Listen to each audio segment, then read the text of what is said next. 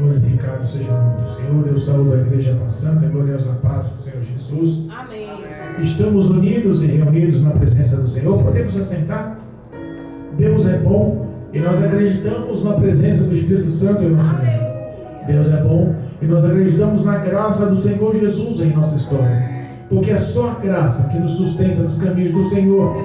É só a graça do Senhor Jesus que nos dá o alvo certo, o caminho estreito, a porta estreita, para estarmos na presença do Senhor. Amém. Deus é bom, tem cuidado de nós, e nós glorificamos a presença do Espírito Santo que mora no meu coração, no teu coração, para nos ajudar. Amém? Deus é fiel. Deus me deu uma palavra e eu quero compartilhar o que Deus colocou no meu coração com vocês. Está no livro de Lucas,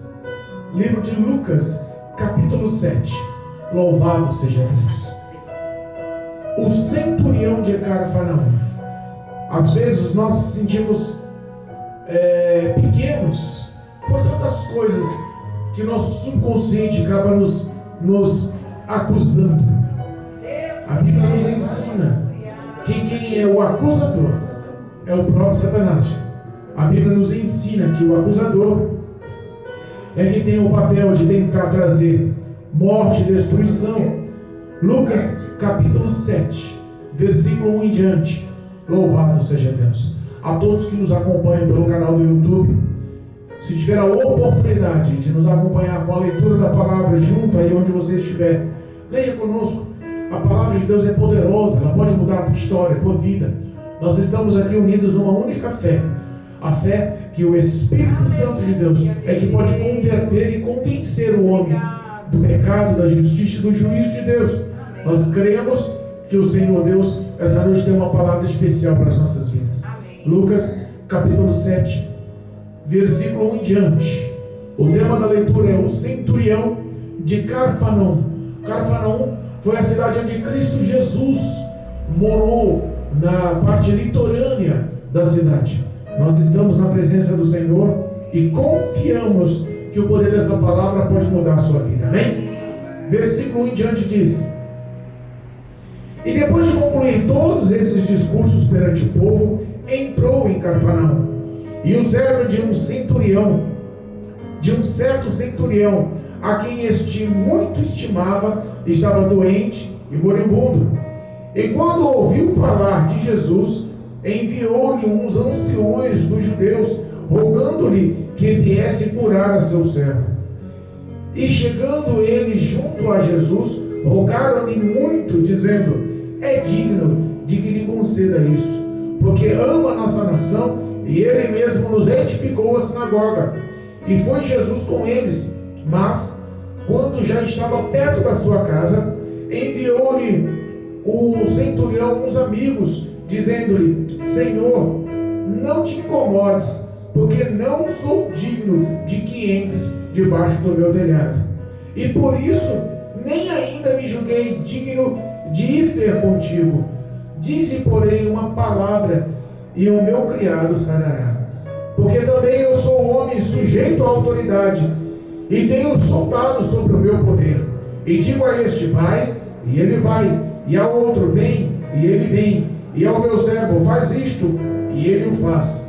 E ouvindo isto, Jesus maravilhou-se dele, e voltando-se, disse à multidão que o seguia: Digo-vos que nem ainda em Israel tenho achado tanta fé. E voltando para casa, os que foram enviados acharam são o servo enfermo. Amém?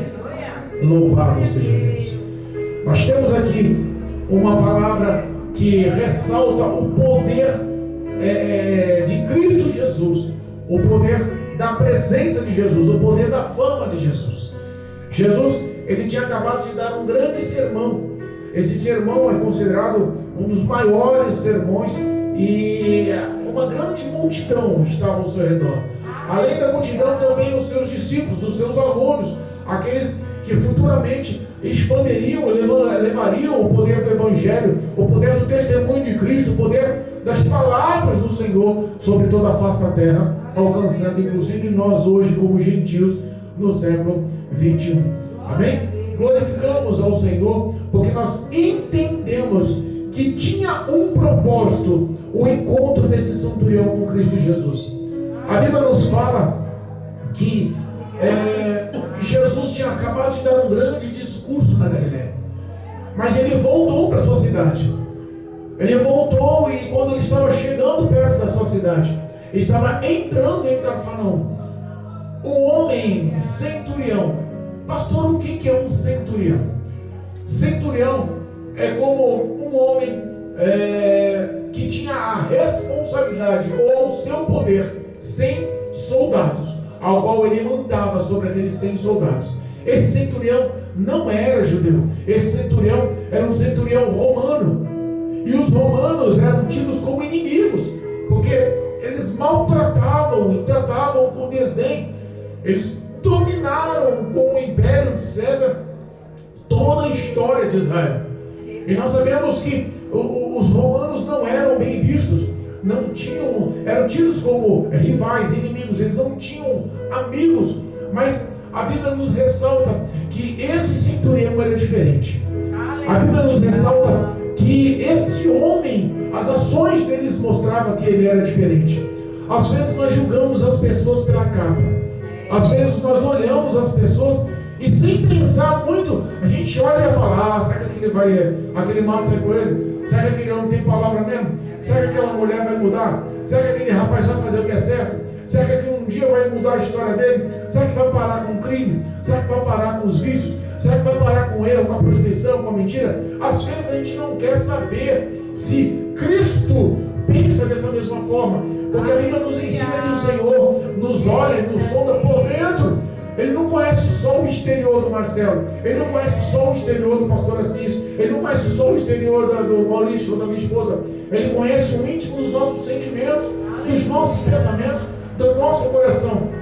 E geralmente uma pessoa que tem uma outra índole de pensamento e de coração, de sentimentos, ela também tem ações que provam que ela é. A Bíblia nos fala que pelos frutos conhecemos as árvores. É pelos frutos que conhecemos quem é a pessoa. E esse homem tinha bons frutos.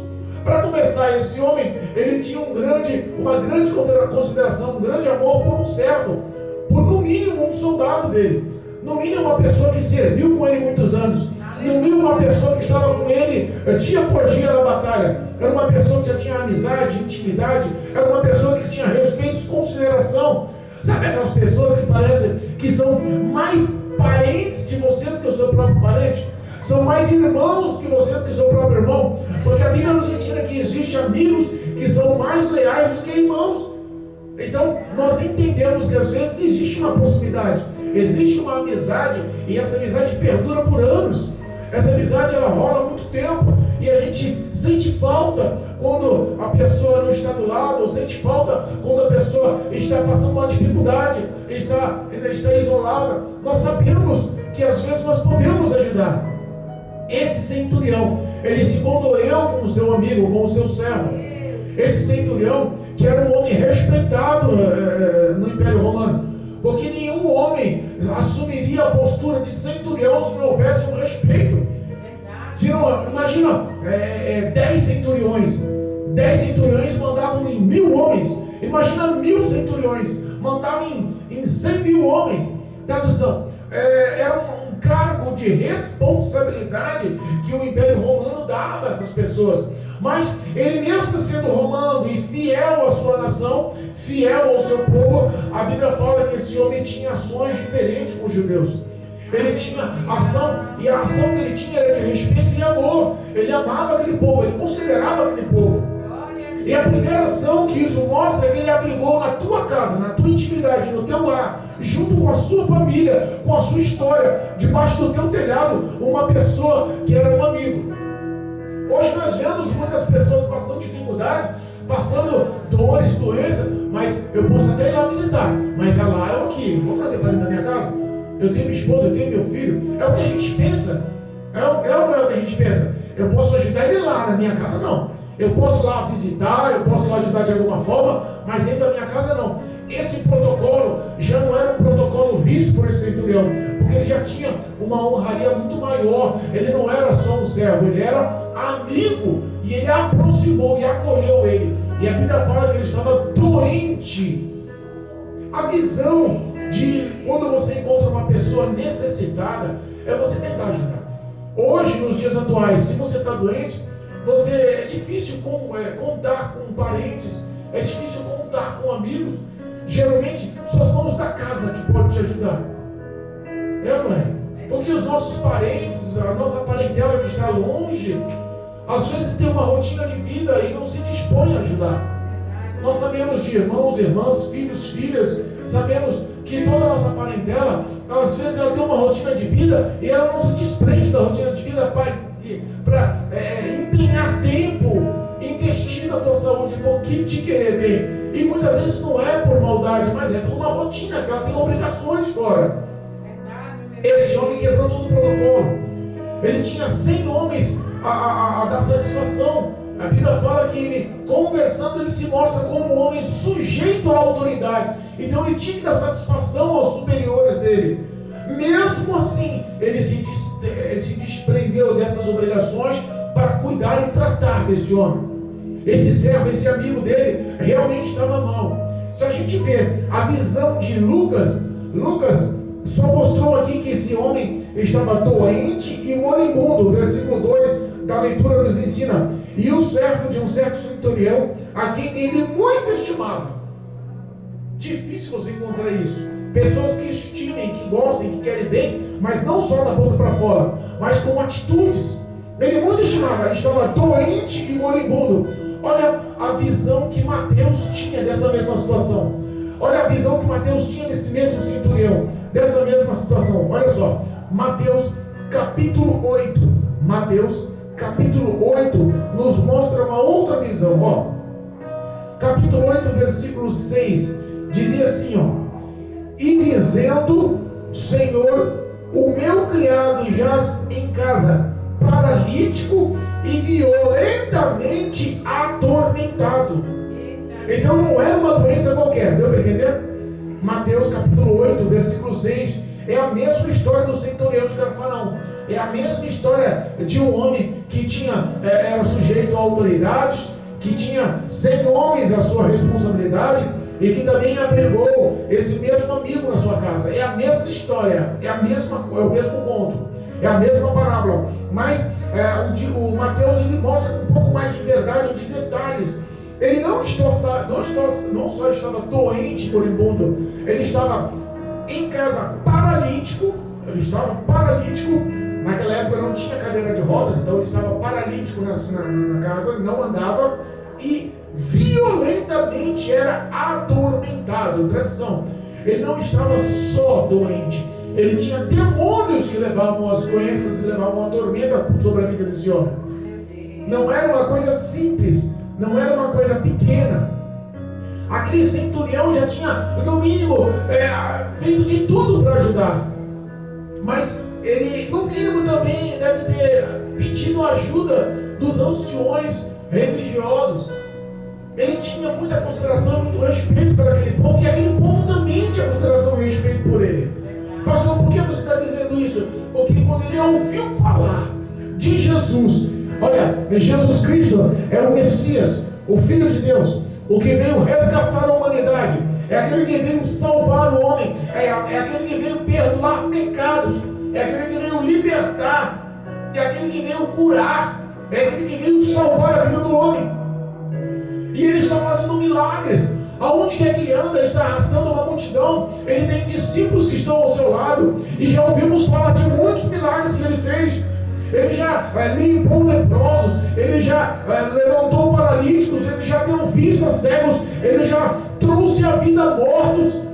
Jesus é um homem diferente, ele pode cuidar, ele pode sarar, ele pode levantar, ele pode tirar o teu servo dessa situação. No mínimo, pessoas chegaram e comentaram, chegaram e mostraram a fama de Jesus que já estava crescendo. Esse homem, mesmo tendo recursos, dinheiro, mesmo tendo posses, ele devia ter recorrido a muitas pessoas, mas no mínimo ele já tinha perdido a esperança.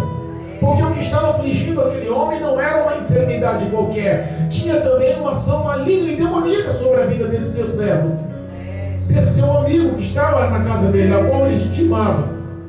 E ele pede para anciões religiosos, ele pede para as pessoas que são respeitadas perante os judeus. Ele não pede para um vizinho qualquer, ele não pede para um soldado romano qualquer, ele pede para as pessoas que tinham um certo respeito na comunidade.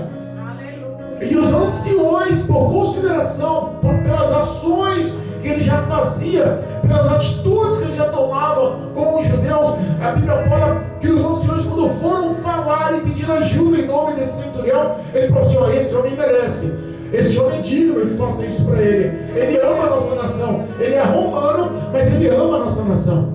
Ele é romano, mas ele tem consideração a respeito, ele trabalha, ele batalha, ele faz por nós o que muitos não fazem. Que é um exemplo, Jesus, ele que construiu, ele que edificou, ele mesmo é quem fez o nosso templo, a nossa sinagoga. Ele não mandou ninguém fazer, ele não pagou para ninguém fazer, ele se prontificou em erguer com as suas mãos a nossa sinagoga. No mínimo, ele colocou os 100 soldados que estavam com ele para ajudar no trabalho. Ele ganhou uma fama, e essa fama mostrou-se pelas ações dele, que ele tinha um coração benigno, ele tinha um coração bom. Aqueles judeus, quando encontraram, aqueles anciões religiosos, quando encontraram Jesus no meio do caminho, falaram com dedicação, insistiram em Jesus, falaram: Jesus, vai lá, esse homem é bom, vai lá, esse homem é diferente, vai lá, esse homem merece. Sabe pessoas que você quer conviver com ela, que você entra na casa dela, você se sente bem, que você entra na casa dela, quer ficar muito tempo conversando, que dependendo da situação que você está, você sabe que a presença de Deus está na casa dela. No mínimo, esse homem tinha uma presença boa, tinha umas ações boas, e precisava de confrontar o mal que estava afligindo a vida desse seu servo. Os anciões pediram ajuda a Cristo. Os anciões focaram-se em clamar e interceder. Tem pessoas que intercedem por você aí? Porque às vezes a gente passa dificuldades e não sabemos se tem pessoas que intercedem por nós. Porque é muito fácil pessoas estar batendo no teu ombro aí na rua, mas não está intercedendo junto a Deus, não está fazendo nada em ações para te abençoar, para te ajudar. Né, Marcelo? Às vezes nós andamos na rua aí, somos conhecidos por todo mundo. Quantas pessoas batem papo com o Marcelo aí? O Marcelo acho que é o rapaz mais conhecido dessa rua, né, Marcelo? O Marcelo, ele é querido. Mas responda, quantas pessoas se dispõem a pôr a mão e ajudar o Marcelo numa necessidade? Já são poucas. Já são poucas pessoas. Se o Marcelo adoecer e ficar na sua casa necessitado de ajuda, de socorro médico, ele pode contar com qualquer pessoa? Não é todo mundo que bate a mão nas costas do Marcelo que ele pode contar. Então, tem pessoas que ainda intercedem, tem pessoas que ainda gostam, tem pessoas que ainda tomam ação para ajudar.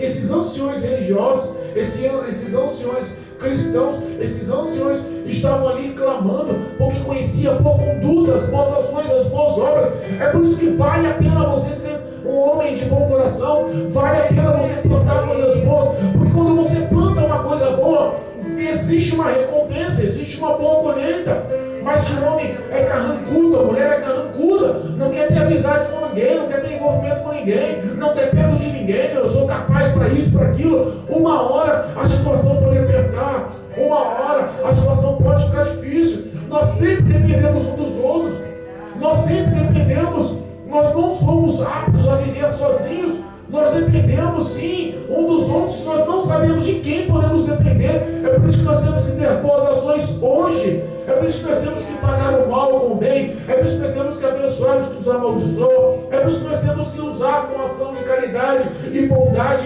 e atitudes para ofertar às pessoas. Porque nós sabemos que o próprio Deus se encarrega de nos dar uma boa colheita. Esse servo, no mínimo, era um bom servo. Ele conquistou a amizade do seu patrão, ele conquistou a amizade do centurião, e não foi pequena, porque ele colocou dentro da sua casa. Ele tinha um bom coração, eles tinham uma amizade, uma consideração, um respeito mútuo. E esse centurião também, ele se envolvia com o povo daquela cidade de Cafarnaum, a ponto de se doar, de honrar o próximo. Quando Cristo ouviu falar essa história, quando Jesus ouviu falar do caráter dele, da índole dele, ele falou assim: não, eu vou até lá. Não se preocupe. Ele é bom com os judeus, ele ama a nossa nação, ele é romano e ama a nossa nação. Esse homem é diferente. Ele é romano, mas ama a nossa nação, mas esse homem é diferente. você pode contar com os de fora e não pode contar com os de dentro? Quantas vezes você pode contar com os de fora e não pode contar com os de dentro? Eita Deus! Nós lembramos aí da parábola dos 10 leprosos. A Bíblia fala que Cristo encontrou-se com 10 leprosos e os purificou aos 10. Verdade, meu Pai. E todos foram para sua casa alegre. Todos foram para suas vidas. Mas um samaritano, que nem judeu era um estrangeiro, ele foi o único que voltou. Quem é Cristo? Cadê Jesus? Eu preciso agradecer. Eu preciso abraçá-lo. Eu preciso recompensá-lo. Eu preciso olhar nos olhos dele e realmente com um sorriso no rosto engrandecer o nome dele, porque o que ele fez ninguém pode fazer. E ninguém investiria em mim mais. Ninguém queria mais aplicar o coração em mim. Ninguém queria me dar mais atenção. Ninguém queria me ser mais meu amigo. Era o que estava acontecendo aqui. Esse ancião, ele tinha um bom coração e também boas atitudes. Porque a Bíblia fala que nós seremos julgados pelas nossas ações. É as nossas ações que contam. Não é os nossos sentimentos, não é os nossos pensamentos, é as nossas ações. Às vezes nós temos um bom coração, às vezes nós temos um bom sentimento, mas as nossas ações são más. Eu tenho um bom coração, mas eu não ajudo ninguém. Eu tenho dó de todo mundo. Tenho dó, mas também não uso de misericórdia, não ajudo nada, cada um para si. Eu me condoo com aquela pessoa, meu Deus, olha como está, mas olha lá, eu aqui. A pessoa tem bom coração, não ajuda em nada, e também não prejudica em nada, mas isso não é bom. A Bíblia fala que nós temos que amar o próximo, e o ato de amar não é de boca, mas é de ação. É de ação. Os que tiverem condições, se não ajudarem, cerrar o teu coração, fechar o teu coração nesses tipos de atitudes, como pode dizer que conhece Deus? Como pode dizer que tem Deus como Senhor? Os anciões rogaram para esse ancião, os anciões rogaram para esse centurião de uma forma verdadeira. Cristo falou: quer saber uma coisa? Eu quero lá, eu vou curar aquele servo, eu quero lá, eu quero conhecer esse centurião, vamos lá, eu quero abraçar esse homem, eu quero ter intimidade com esse homem, eu quero ter relacionamento com esse homem, vamos lá, eu quero ter amizade com esse homem, vamos lá, eu vou até a casa desse homem. Cristo, no mínimo, com o coração alegre, ansioso em conhecer, em saber quem era esse homem de coração bondoso, esse homem que desempenhava e gastava do seu tempo para abençoar o próximo, sem esperar nada em troca. Cristo queria ter, sim, um encontro com esse centurião. Mas a Bíblia fala que quando ele estava indo com a multidão, porque onde Cristo andava, levava, arrastava uma grande multidão. Quando ele estava chegando com os seus discípulos, e aquela multidão, e os anciões, a Bíblia fala que o centurião, mesmo sendo homem sujeito ao poder, mesmo sendo homem tendo soldados aos seus comandos, ele não se sentiu digno. Olha, que ele foi elogiado pelos anciões judeus, que eram homens de prestígio na cidade de Cafarnaum. Ele foi elogiado pela comunidade, mas ele não se sentiu apto, capaz, digno de receber Jesus em sua casa. Quantas pessoas aí estão vivendo uma vida totalmente errada e acham que estão bem com Deus? Quantas vezes as pessoas estão aí vivendo uma vida oculta, uma vida de erro, e batendo no peito que está suficientemente bem com Deus, que se morrer vai para o céu do jeito que está, a certeza da garantia da salvação, e mal sabe que os olhos do Senhor conhecem o íntimo do coração do homem. Cristo chamou o homem ao arrependimento, à mudança de vida, à transformação de vida. Aqueles homens tinham que entender que aquele centurião, ele se sentiu incapaz de receber a santidade de Cristo dentro do seu lar. E olha a ação daquele homem. Manda amigos para encontrar. Jesus já estava perto da casa da multidão. Jesus já estava perto da casa dele com os anciões. Jesus já estava se aproximando da casa dele com os discípulos. Eu imagino a rua ficando apertada, um monte de gente dominando a rua. De repente, ele manda amigos, já não foi anciões, foram amigos. Amigos que no mínimo compartilharam a dor daquele servo. Amigos que no mínimo conheciam aquele servo, conhecia a índole do centurião. Amigos que compartilhavam os mesmos sentimentos. Falou: vai lá, fala com Jesus, fala que eu conheço a hierarquia, eu conheço o poder, eu também dou satisfação, eu também dou ordens. Eu falo para soldado, faz isso, ele faz, vai lá, ele vai, vem cá, ele vem. Eu falo, eles cumprem, eles me obedecem, eu sei o que é autoridade. Eu dou satisfação dos meus feitos também aos meus superiores. Mas mesmo conhecendo a autoridade, eu não posso, eu não sou digno, eu sou incapaz de receber a presença santa do Mestre dentro do meu telhado, debaixo do meu telhado, na minha casa. Me sinto indigno. A humildade daquele homem, sendo elogiado pelos outros, ele se sentia indigno. Sendo elogiado com ações boas, ele se sentia indigno. Olha o contraste. Jesus trabalha na contramão. Muitos estão batendo no peito dizendo que estão capazes, são profetas, homens de Deus, estão sendo indignos aos olhos do Senhor. E muitos que estão sendo elogiados por ações se sentem indignos aos olhos do Senhor. É o oposto. Jesus procura a pureza do coração. Jesus procura a verdade das palavras. Jesus procura a ação, as boas obras, as ações. Aquele homem tinha tudo o que Cristo queria, principalmente a humildade. Glória a Deus. E aquele homem fala, olha, volta lá. Fala para Cristo que ele não precisa vir aqui não. Eu acho que eu não sou digno que ele entre nem na minha casa. Eu não me senti capaz nem de ir pessoalmente falar com ele, porque eu me sinto um pecador. Eu não fui lá nem olhar nos olhos dele, porque eu me sinto um pecador. Quantas pessoas estão vivendo uma vida de fé, mas não têm coragem de praticar na igreja, no ministério, na casa do Senhor, na casa de oração? Se sentem indignas. Quantas pessoas estão vivendo uma vida oculta, sendo anônimos e vistos por Deus, abençoados por Deus? A fama que o homem dá não é a mesma que Deus dá. Deus escolheu quantos profetas que saíram do anonimato sem conhecer. Nós conhecemos algumas pessoas que foram abençoadas, inclusive centuriões romanos. A Bíblia nos fala sobre a história em Atos, sobre a história de Cornélio, Atos capítulo 10. Era um homem visto por Deus. Ele não conhecia o cristianismo, não conhecia o testemunho de Jesus, mas ele já fazia oração a Deus, ele já praticava as boas ações com esmola, a ponto de o próprio Deus mandar um anjo à sua casa e falar, você está sendo visto por Deus, as suas ações estão sendo vistas por Deus, as suas orações estão chegando, as suas esmolas estão agradando a Deus, você está cuidando dos pequenos, Deus está enxergando tudo isso. Eu vou fazer o seguinte, eu vou mandar um profeta vir na tua casa, para que o Espírito Santo entre na tua história e mude o rumo, não só da sua casa, mas de toda a nação, através da sua vida. Aquele centurião, ele não se sentia apto ou capaz. Quando Cornélio viu o anjo, ele ficou confuso também, ele não entendeu também. Ele só entendeu porque o anjo lhe esclareceu. Ele só entendeu quando o anjo abriu o entendimento dele.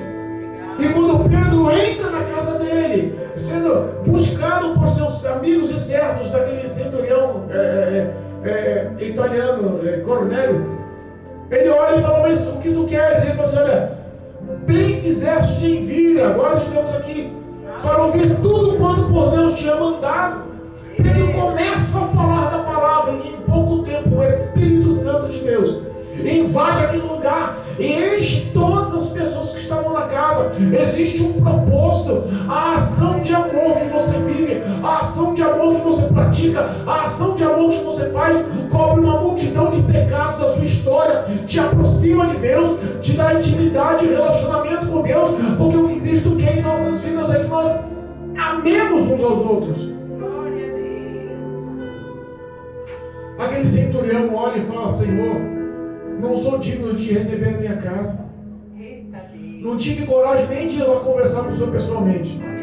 Eu estou mandando um representante porque eu não consigo nem olhar nos teus olhos. Eu sou pecador, eu sou falho, eu tenho erros, eu sou romano, eu sou centurião. Olha, eu dirijo um exército, eu estou à frente de 100 homens, e se o Império Romano me der ordem, eu tenho que ir contra vocês mesmo não sentindo. Talvez seja isso que pesava a mente dele. Eu sou de outra descendência, de outra nação, sigo a outras ordens, as outras normas, sou sujeito às autoridades, o que eles mandarem eu tenho que fazer. Aleluia. Então, como posso eu andar do lado do Senhor Santo? Como posso te receber na minha casa, sendo que a qualquer hora, se eu receber ordem, eu tenho que ir contra vocês? Eita, meu Talvez Deus. tenha sido um pensamento. O mundo às vezes nos obriga a tomar ações. O mundo às vezes nos obriga a andar em caminhos errôneos. O mundo às vezes nos obriga a tomar atitudes erradas. Todas as ações e envolvimentos que o mundo oferece nos abre a porta para o pecado. E o pecado é a única coisa que dá vergonha perante Deus. O homem tem vergonha quando peca na presença de Deus. Verdade. O homem quando peca, ele perde o relacionamento com Deus. O homem quando peca, ele quer fugir de Deus. O homem quando peca, ele fica com vergonha, abaixa a cabeça, não consegue olhar nos olhos do Senhor. Aquele centurião tinha mente pesada, mesmo tendo boas atitudes. Ele sabia de onde ele era, o que ele era. Jesus. E às vezes Cristo não quer saber de onde você é, Cristo não quer saber a sua descendência, Cristo não quer saber do que você pode fazer ou deixar de fazer no futuro, porque Ele te conhece é hoje. Aleluia. O teu passado é visto por Deus, mas é história, não pode mudar o teu presente. O teu futuro é um mistério que só a Deus pertence. Não adianta você ficar ansioso, esperando ações que não viram, não aconteceram. Mas o teu presente é o maior presente, o seu dia atual é tudo que Deus lhe deu de mais importante para que você se relacione com Deus, você tenha intimidade com Deus, para que você viva com o Senhor. Aleluia, meu Não deixe o diabo tentar dominar a sua mente com o que já aconteceu, porque ele é acusador. Não deixe o diabo tentar jogar na tua cabeça que você não merece, não pode estar na presença de Deus, porque você já fez coisas erradas, que no futuro você não pode se relacionar com Deus. Ele é mentiroso. Mas o que Cristo quer contigo é que hoje você renove a aliança com o Senhor. Hoje você renove o pacto com o Senhor. Hoje você renove o teu nome escrito no livro da vida. Renove a presença do Espírito Santo no teu coração. Traga a libertação, a transformação. Quando Mateus fala que Cristo, que aquele servo estava atormentado e paralítico, nós lembramos que aquele centurião olha e fala: Senhor, basta só uma palavra tua. Aí nós lembramos do Salmo 107, versículo 20, diz assim, ó. Salmo 107, versículo 20 diz assim, ó: e enviou a sua palavra, e os sarou, e os livrou da destruição. Aleluia. Esse salmo, essa palavra, esse poder já estava escrito no livro do Velho Testamento. Aleluia. Isso já era uma verdade poderosa que no mínimo aquele centurião já tinha ouvido falar. Ele ouviu falar de Jesus, ele ouviu falar do poder das palavras. E aí ele cata e fala para Jesus. Ele manda os amigos falar com Jesus e fala: olha, versículo 7 do capítulo 7 de Lucas: e por isso nem ainda me julguei digno de ir ter contigo. Dize, porém, uma só palavra, Aleluia, meu Deus. e o meu criado sarará. Ele já conhecia que lá em Salmo 107, versículo 20, existia poder na palavra do Senhor. Existia poder na palavra de Deus. Uma só palavra pode libertar. Uma só palavra pode livrar da destruição. Uma só palavra pode trazer perdão, remissão, transformação, libertação, salvação. Ele ouviu falar do poder da palavra. Ele ouviu falar de Cristo Jesus. Aleluia. Jesus, olhe para os amigos que ele enviou ali encontrar perto da sua casa. Vira para a multidão, para os seus discípulos, para todos que estavam ao redor e fala: ei, nunca vi uma fé tão grande. Ele exclama com grande voz, com orgulho, com prazer. Sabe quando você tem prazer de conversar, de falar de uma pessoa que é boa? Ele olha e fala assim: eu nunca vi tanta fé, nem em Israel se mostrou-se uma pessoa com ação de tanta fé.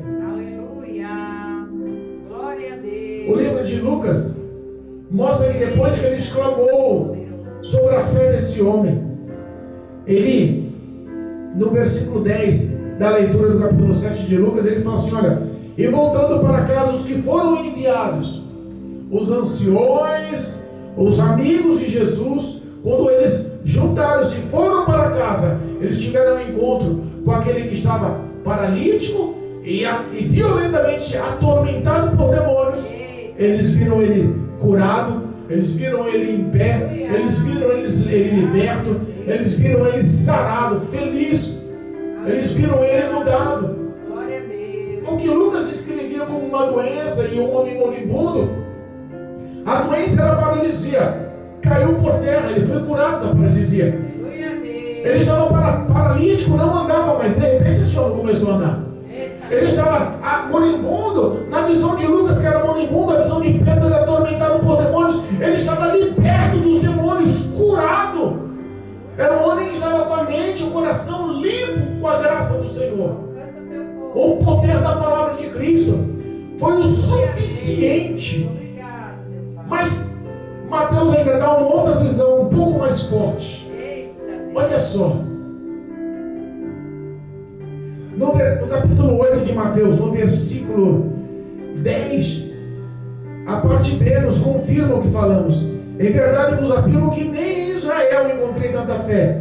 Mas o versículo 11 ele mostra uma realidade que às vezes nós não queremos expressar. Porque quando a gente fala num conto de libertação e milagres, de cura, a gente fala também num conto de salvação.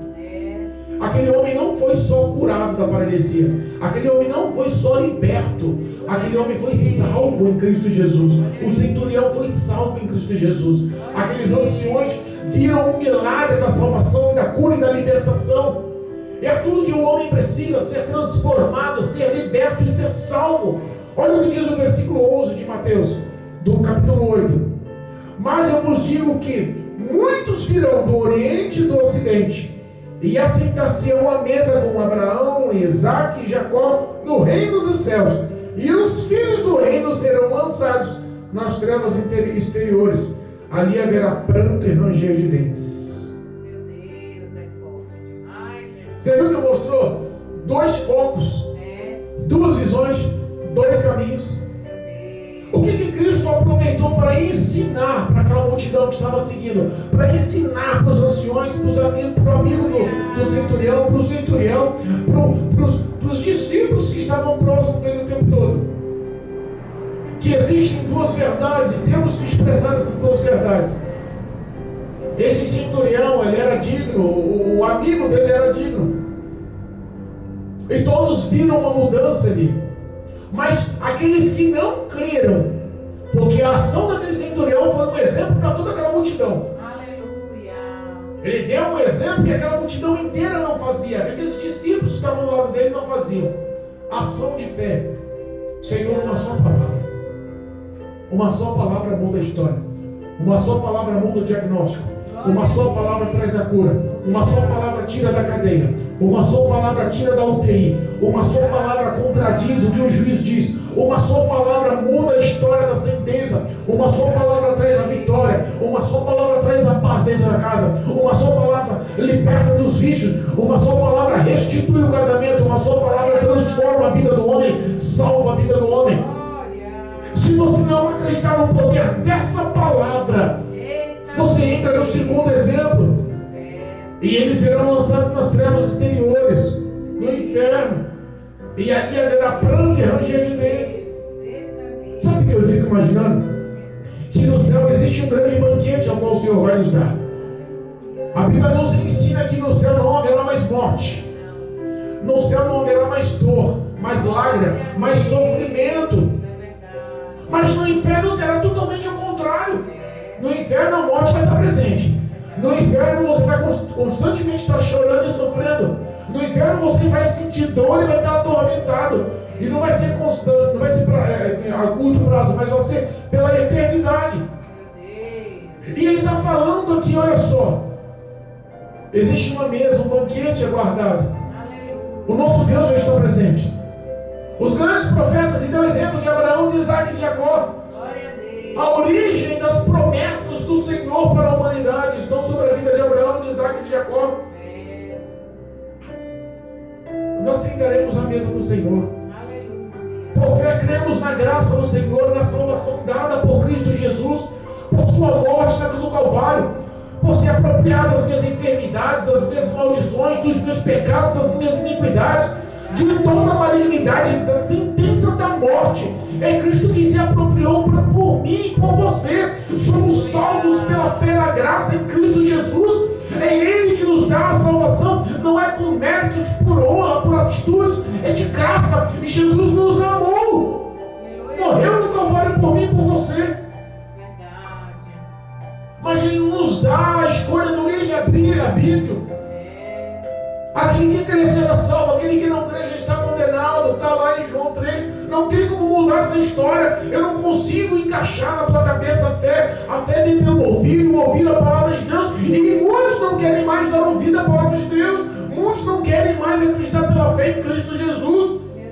É por isso que Ele nos dá essa lição. Esse homem, esse centurião, sendo estrangeiro, tido como inimigo aos olhos dos israelitas, aos olhos dos judeus, esse homem que não era para ter vínculo, ele decidiu amar a nossa nação, ele decidiu construir sinagogas, ele decidiu dar bom testemunho, ele decidiu amar o seu povo. Obrigado, meu Pai. E mesmo assim, ele sendo bem visto, ele se sentia incapaz, indigno de se encontrar com Cristo.